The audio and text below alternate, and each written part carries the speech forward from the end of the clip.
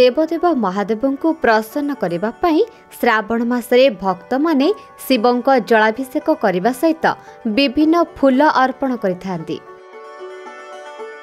सही पुष्प मध्यरु दुदुरा फूल अन्यतम।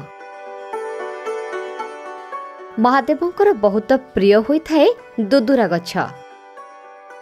श्रावण मासरे एही फूल को महादेव को अर्पण करने द्वारा वैवाहिक जीवन सुखमय होइथाए।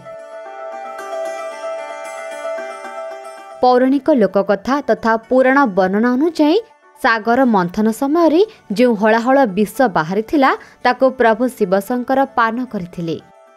विष पान परे महादेव विषर ज्वालारे व्याकुल होइथिले। सही समय ऋषि अश्विनी कुमार प्रभु को भांग दुदुरा बेलपत्र आदि प्रस्तुत होइथिबा पानीय को पान करबा पई देथिले।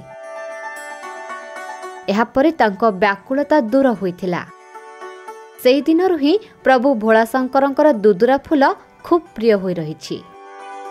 मान्यता रहिछि कि भगवान शिवं को दुदुरा फूल अर्पण न कले पूजा संपन्न होई न थाए।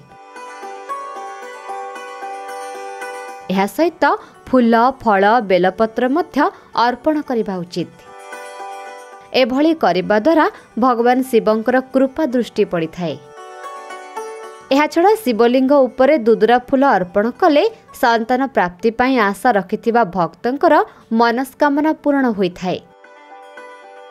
से होचंती भोलानाथ, से आशुतोष, से अल्पके संतुष्ट हो जाती।